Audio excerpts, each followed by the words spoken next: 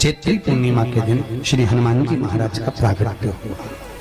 सम्मुख में मेरा कालाधिपति जटाधारी मुकुटधारी चंद्रधारी त्रिपुंडधारी त्रिशूलधारी मेरा शिव प्रकट हो गया।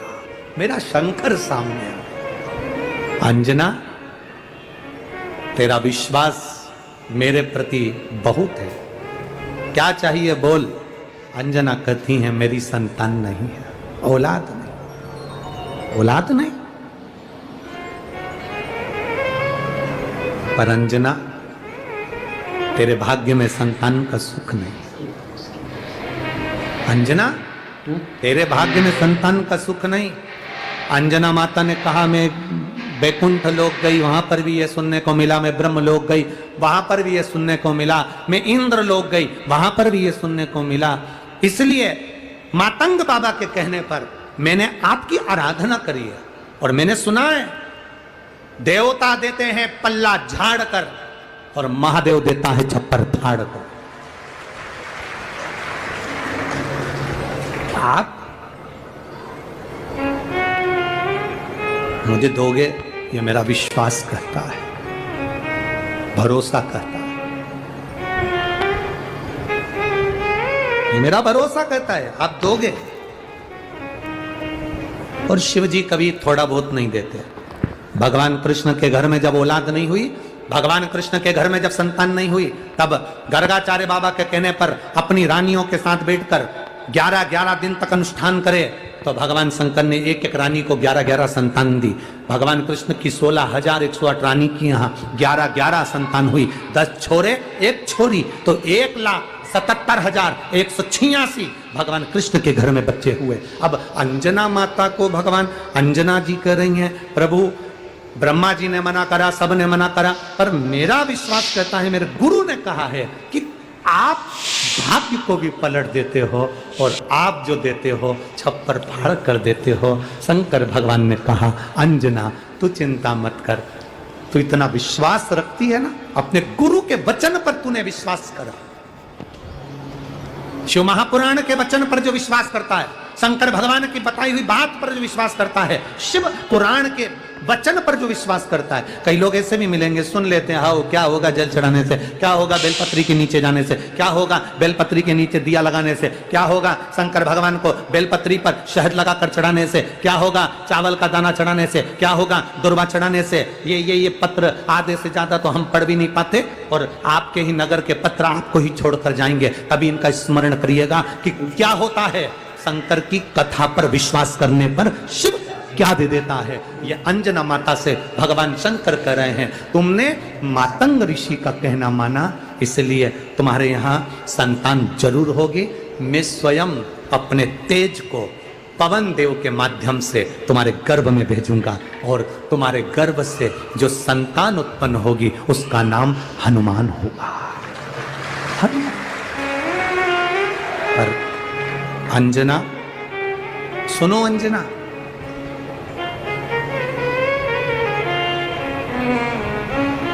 अंजना सुनो, प्रथम बार में तुमने मुझको एक भोग लाकर दिया,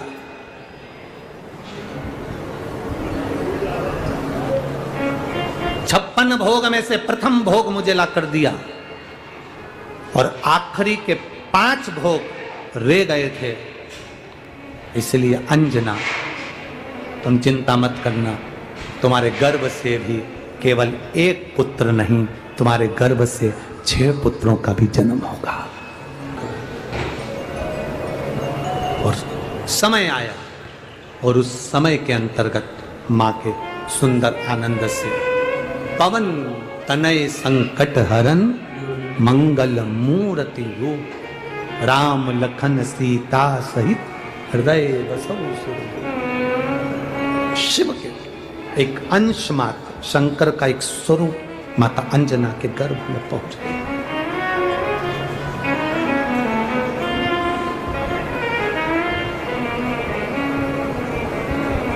बस इस हृदय को, इस दिल को, इस मन को शिवालय तक ले जाना है।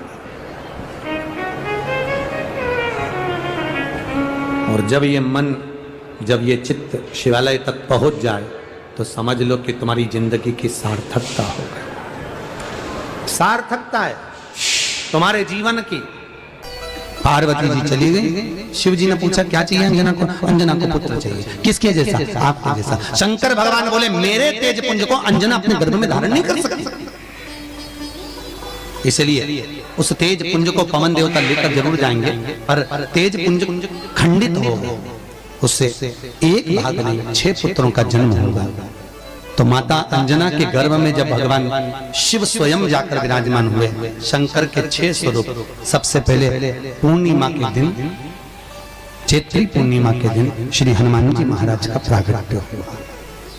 फिर गतिमान, रतिमान, मतिमान, कैतुमान, रतिमान, ऐसे हनुमान जी के 5 भाई और तो 6 भाइयों का जन्म हुआ। 6 भाई भगवान का भी कम नहीं होता, अधिक है। और आज भी नियम है महाराज, जिसकी फैक्ट्री नहीं चलती हो, प्रॉपर्टी की आप खरीदारी बेचादारी करते हो, प्रॉपर्टी से जुड़ा हुआ काम करते हो, या लोहे से जुड़ा हुआ करते हो, या फैक्ट्री आदि का कर्म करते हो, कोई मैन्युफैक्चरिंग करते हो, वो नहीं चल रहा, तो हनुमान जी के उल्टे पांव का सिंदूर लीजिए और हनुमान जी के दूसरे नंबर के भाई गतिमान का नाम लीजिए। किसका नाम लेना है? गतिमान। गतिमान का नाम लेकर फैक्ट्री के बाहर या फैक्ट्री पर एक स्वस्तिक का निर्माण कर दीजिए, हनुमान जी के उल्टे पांव के सिंदूर और गतिमान का नाम लेकर। कभी आपकी फैक्ट्री कोई काम नहीं निकालेगी, उन्नति की ओर ही निकल जाएगी, कभी घाटे की ओर नहीं जाएगी। गतिमान, रतिमान, केतुमान, मतिमान, ये जितने भी नाम है हनुमान जी के भाइयों के, ये सब कल्याण करते हैं। एक एक नाम कल्याण करते हमारे। एक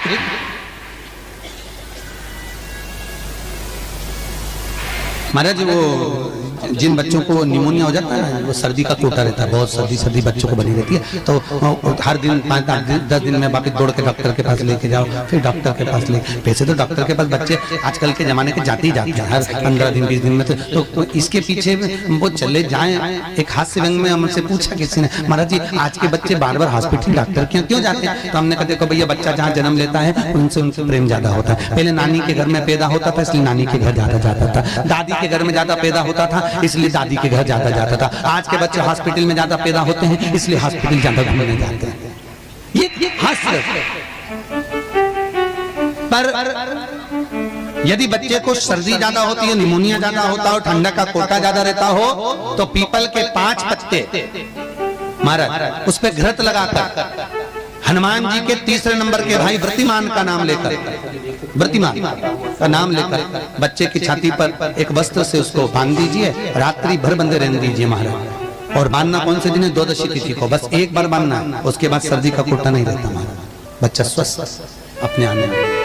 व्रतिमान हनुमान जी महाराज के जितने भी भाई हैं, सबका आनंद सुख चरणारविंद का सुख देने वाला भगवान श्री हनुमान जी महाराज चैत्र की पूर्णिमा के दिन प्रकट होते हैं महाराज। पवन तनय संकट हरन मंगल मूरत रूप, राम लखन सीता सहित हृदय बसौ सुर। श्री हनुमान जी महाराज का प्रागट्य होता है, चारों तरफ सुख ही समाहित हो जाता है, आनंद ही आनंद स्थापित हो जाता है चारों। अब दोनों में अंतर देखिए। हनुमान जी की जब स्तुति गाई जाती है तो बोला जाता है विद्यावान गुणी अति चातुर। फिर से बोलो एक बार लाइन से, विद्यावान गुणी अति चातुर। हनुमान जी विद्यावान थे और लंका का राजा रावण विद्वान था। क्या था? जम के बोलो विद्वान। ये विद्यावान, वो विद्वान। तो एक प्रश्न सामने खड़ा होता है कि विद्यावान और विद्वान में क्या अंतर है? हनुमान जी विद्यावान गुणी अति चातुर, रावण विद्वान, तो दोनों में अंतर क्या है? विद्वान ये भी विद्वत्ता से विद्वत्ता, वो भी पढ़ा लिखा, ये नहीं पढ़ा लिखा। अष्ट सिद्धि नवनिधि उनके पास में, इसके पास। तो फिर अंतर क्या है? तो शिव महापुराण की कथा कहती है, जिस व्यक्ति को पढ़ कर विद्या अर्जन कर कर कर कर खूब पढ़ाई करते करते करते करते करते करते अच्छा पद जब मिल जाता है और उसको जब अहंकार आ जाता है तो वो विद्वान हो जाता है। और जिसको पढ़ पढ़ कर खूब अच्छी सिंहासन भी मिल गया, उसके बाद भी उसका चित्त वृत्ति नम्र होता चले जाता है तो वो विद्यावान हो गया। विद्वान में अहंकार है, विद्यावान में नम्रता है। बहुत ध्यान देना हमारा। कई लोगों को पढ़े लिखे थे अब टूटेड बन के हमारे बराबर कोई अहंकार आ गया, मतलब तुम विद्वान हो, बहुत विद्वान हो, मना नहीं है, तुम्हारे में विद्वत्ता की कमी नहीं है, सारे वेद पुराण शास्त्र सब तुम्हारे में भरे हुए हैं, सारी पढ़ाई लिखाई तुमने भरी हुई है, तुम बहुत विद्वान हो। पर विद्वत्ता अहंकार को लेकर जाती है और विद्यावान का जो विद्या को ग्रहण करता है उसके भीतर नम्रता आती चली जाती है। नम्रता, कोई कोई व्यक्ति ऐसा होता है जिसके पास भगवान पैसा खूब देता है तो उसको नम्रता देता है, खूब नम्रता, इतना प्रेम से बोलेगा, इतना मीठा बोलेगा, और बोले साहब और मेरे लिए कोई सेवा हो तो बता दो, और बोलिए साहब, इतनी नम्रता। और किसी किसी के पास में अहंकार इतना ज्यादा आ जाता है धन के साथ में कि वो किसी गिनते ही होगी नहीं, बिल्कुल ऐसा लगे जैसे भेरू पे सिंदूर चढ़ा, एकदम गिनते। तो दोनों में अंतर है,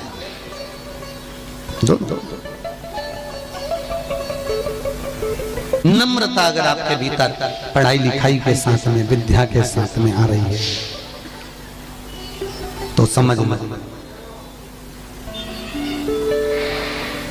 कितना सुंदर कहा रामकृष्ण परमहंस जी ने। रामकृष्ण परमहंस जी से स्वामी विवेकानंद जी ने पूछा, आपकी निगाह में खूब पढ़ा लिखा व्यक्ति कैसा होता है? रामकृष्ण परमहंस कहने लगे, जीरो। कैसा होता है? शून्य। स्वामी विवेकानंद ने फिर रामकृष्ण परमहंस से पूछा, आपकी दृष्टि में बहुत पढ़ा लिखा, बहुत पैसे वाला धनपति व्यक्ति कैसा होता है? रामकृष्ण परमहंस जी ने कहा, डबल शून्य, डबल जीरो।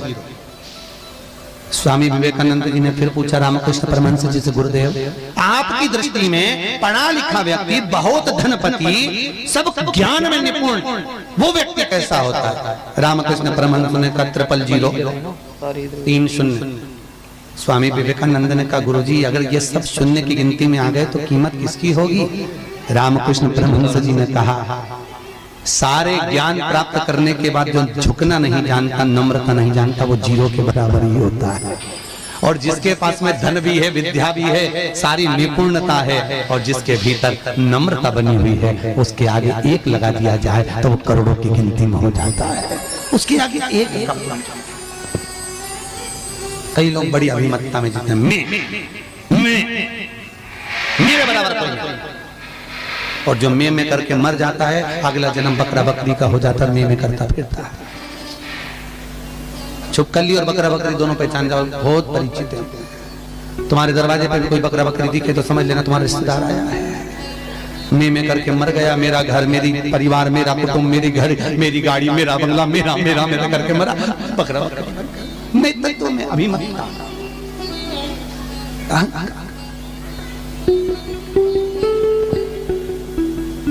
गुरु नानक देव जी महाराज का शब्द याद करो, कुछ भी मेरा नहीं है, सब कुछ तेरा, सब कुछ तेरा। इसलिए बोले सो निहाल, सब कुछ तेरा। हमारा कुछ है, हमारे भीतर कुछ है तो वो परमात्मा। हनुमान जी महाराज प्रकट हुए, इधर की जो खुला है, और अष्ट सिद्धि, कितनी? अष्ट सिद्धि, नवनिधि, कितनी निधि? 9 निधि हनुमान जी के पास में थी। अष्ट सिद्धि 9 निधि, और उस 9 निधि में सबसे ज्यादा सुंदर निधि जो दुनिया के हित की है वो है नील निधि। कौन सी निधि? 9 निधि में से एक निधि का नाम है नील निधि। बेलपत्री का, चंदन का जो लेपन करा है, देखिए डॉक्टर हनुमान जी के यहाँ पर ये कथा चल रही है। करने वाला डॉक्टर हनुमान जी हैं, कराने वाले डॉक्टर हनुमान जी हैं, और सुनने वाले डॉक्टर हनुमान जी हैं, और बोलने वाले भी डॉक्टर हनुमान जी हैं। कर लिया वो आपके ऊपर। दूसरे नंबर पर है सोमवार की अष्टमी के दिन का चंदन जो आपने बेलपत्री के जड़ को घिसा है, फिर कहूंगा इस बात को विशेष बार बार कह रहा हूं कि हरे पेड़ को मत काट लेना, हरे पेड़ को नहीं। जो पेड़ पूरी तरह से सूख गया, ना पत्ती ना फल, उसको बजा कर देख लो कि ये पेड़ पूरा सूख चुका है, तब उस पेड़ की जड़ जो जिसको लोग काट कर ले जाने वाले हैं, बाहर फेंकने वाले, उसकी जड़। हनुमान जी महाराज को 3 तरह की माला समर्पित होती है।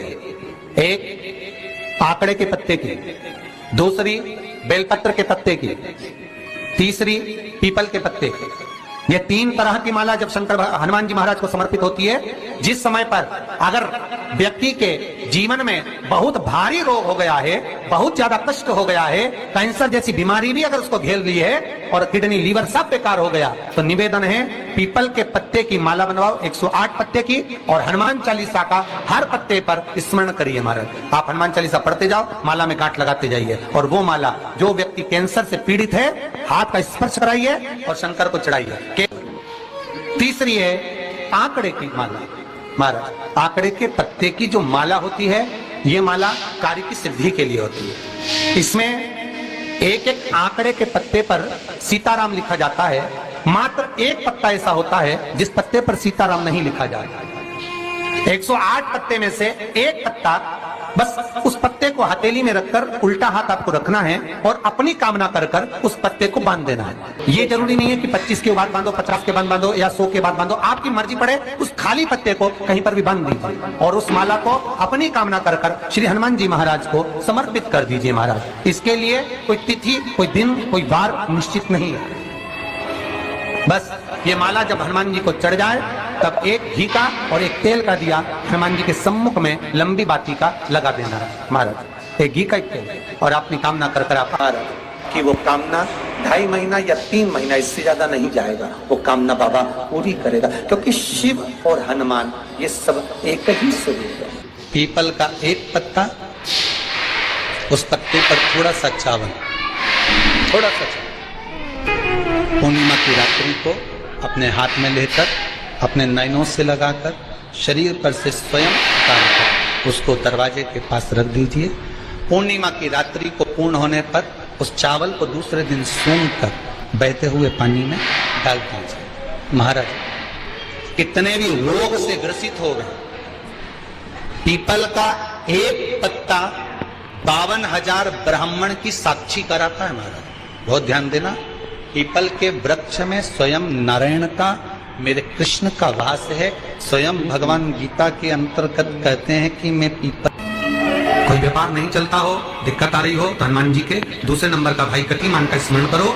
हनुमान जी के उल्टे पांव का सिंदूर लाकर गतिमान का नाम लेकर स्वस्तिक बना दिया जाए व्यापार वाली जगह पर, तो व्यापार अच्छा चलने लगता है महाराज। कोई व्यक्ति पैसा खा गया, नहीं दे रहा, बहुत परेशान हो गए, मांग मांग कर दे गए, नहीं दे रहा, हाथ जोड़ लिया, पांव जोड़ लिया, सब कुछ कर लिया, नहीं दे रहा, तो हनुमान जी के तीसरे नंबर का भाई रतिमान, रतिमान, गतिमान, रतिमान, रतिमान का नाम लीजिए। पीपल के पत्ते पर लाल सिंदूर से जो व्यक्ति पैसा लेकर गया उसका नाम लेकर बहते हुए पानी में अपनी कामना कर रतिमान का नाम लेकर छोड़ दीजिए। 15 दिन में रतिमान ऐसी उतावली मचाता है कि उसको हाथ जोड़कर वो खुद फोन लगाकर बोलता भैया तेरा मैं पैसा लुटा दूंगा। रतिमान का स्मरण किया जाए। रतिमान, ध्यान दीजिएगा, पंचमुखी हनुमान का एक स्मरण, पंचमुखी हनुमान का एक भाव। महाराज जैसे बहुत ज्यादा तकलीफ अगर व्यक्ति को हो गई है, बहुत कष्टमय जीवन चल रहा है, हार गए हर जगह से और तकलीफमय जीवन चल रहा है, तो पंचमुखी हनुमान का एक शिव महापुराण का और स्कंद पुराण का एक बड़ा सुंदर मंत्र है। उस मंत्र को आप सब एक बार हमारे साथ में बोलें। ओम नमो हनुमते रुद्र अवताराय सर्व शत्रु संहारणाय सर्व रोग हराय सर्व वशीकरणाय रामदूताय स्वाहा। बस इस मंत्र को हाथ में काली तिल लेकर, एक जौ लेकर और गूगल लेकर, थोड़ा सा उसमें गाय का घी डालकर, कंडे को या अग्नि को जलाकर इस मंत्र का 11 बार 21 बार जाप कर कर अपनी कामना कर कर छोड़ दीजिए।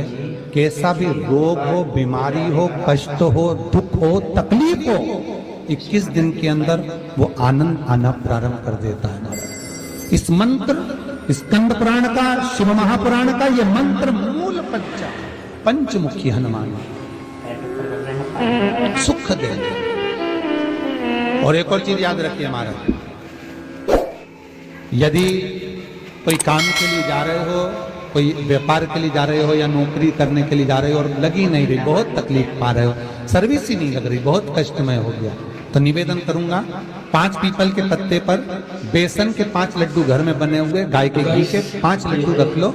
उस लड्डू के बीचों बीच एक आटे का दिया और उसमें तिल्ली का तेल डालकर इसी मंत्र का प्रयोग कर कर पंचमुखी हनुमान का किसी भी हनुमान के मंदिर में जाकर, दक्षिण मुखी हनुमान के मंदिर में जाकर उसको रख कर आ जाइए। इसके बाद आप उस काम के लिए जाइए, आपका काम सफल हो जाएगा।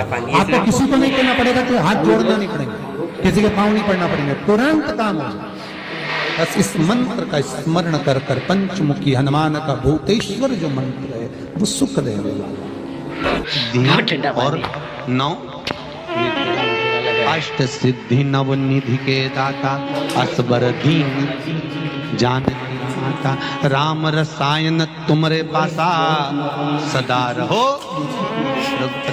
आज तुम लोगों ने पुण्य करा होगा, शनिवार के दिन, पूर्णिमा के दिन तुम्हें अष्ट सिद्धि नव निधि मिल गई। आज किस्मत वाले हो गया, भाग्यशाली। अष्ट सिद्धियां नवनिधियां प्राप्त हो गई। गाते गाते पूरी जिंदगी हो गई थी, रोज हनुमान चालीसा पढ़ते थे, रोज बोलते थे अष्ट सिद्धि नवनिधि की दाता। अष्ट सिद्धि थी कौन सी, नवनिधि थी कौन सी? बच्चे पूछे तो बता तो सकते हो कि अष्ट सिद्धि ये है, नवनिधि ये है, और किस किस चीज का क्या क्या लाभ। अष्ट सिद्धि मालूम है? अरे जल्दी बोलो, नहीं मालूम? लिखना चालू करो बाप। अष्ट सिद्धियां, पहली अणिमा, दूसरी महिमा, तीसरी गरिमा। अष्ट सिद्धियों में पहली अणिमा, दूसरी महिमा, तीसरी गरिमा। ये हनुमान जी महाराज की जो अष्ट सिद्धियां हैं, इन सिद्धियों के लिए आपको ज्ञात होना चाहिए, हनुमान जी महाराज के जब घर में तुम रोज हनुमान चालीसा का पाठ करती हो, आज एक दिन हो गया, कल दूसरा दिन हो गया, तीसरा दिन हो गया, कैलेंडर में जो पंचांगो कैलेंडर हो, उस कैलेंडर में एक निशान बनाकर रखो कि आपके 108 जब पाठ पूरे हो जाएं, तब 108 बाती आप हनुमान जी महाराज की इन अष्ट सिद्धियों के नाम से लगा दीजिए। जिंदगी में आपका कभी बाल बांका नहीं हो सकता और आपकी उन्नति को कोई रोक नहीं सकता, ये पक्का है। अष्ट सिद्धियां नवनिधियां 108 आप लोगों को पता है ये रहा। और कभी कभी व्यक्ति के जीवन में ऐसा भी होता है कि भाई उसको बहुत तकलीफ आ जाती है कि मेरी दुकान नहीं चल रही, व्यापार नहीं चल रहा, मेरे साथ अच्छा नहीं हो रहा, मेरे को तकलीफ आ गई, शनि बढ़ गया, ये हो गया, ढैया हो गया, 7.5 हो गया, बड़ा तकलीफ कहीं गिर रहा, कहीं पड़ रहा, तो उस व्यक्ति को 108 पाठ एक साथ कर लेना चाहिए। आज बैठा सुबह से शाम तक 108 पाठ करके और फिर ये अष्ट सिद्धियों की बाती लगा दे। पर अष्ट सिद्धियों की जो बाती लगती है घृत में है, घी घृत, अष्ट सिद्धि। तो ये बाती, तो पहली अणिमा सिद्धि, दूसरी महिमा, तीसरी गरिमा, चौथी लघिमा, चौथी है लघिमा, पांचवी प्राप्ति, पांचवी क्या है? प्राप्ति। छठी प्राकंभ, छठी है प्राकंभ, सातवीं है ईशत्व, ईशत्व, और आठवीं है वशिष्ठ, आठवीं है वशिष्ठ। ये हनुमान जी महाराज की 8 सिद्धियां और 9 निधियां। पूरी हनुमान चालीसा की एक एक चौपाई में एक एक चीज से एक एक बीमारी का इलाज है, एक एक बीमारी का महाराज। हनुमान चालीसा की एक एक चौपाई से एक एक बीमारी। हमारे जीवन को हम चौपाइयों के क्रम से एक एक शब्द का भान करें कि वो उससे हमें प्राप्ति क्या है। अष्ट सिद्धि नवनिधि किस जगह पर स्कंद जी दे रहे हैं? नवनिधियां जहां पर सेतु बंद हुआ है, जहां पर सेतु। तो आप रामेश्वर जाएं, पुराने डाकघर के पास में आज भी 9 शिलाएं नवनिधि के लिए स्कंद देव ने वहां विराजमान करी थी, वहीं हनुमान जी महाराज ने जलपान करा था, वो स्थान आज भी विराज आज पुराने गांव ये देख सकते हैं। राम राम कोना से लेकर इधर से लेकर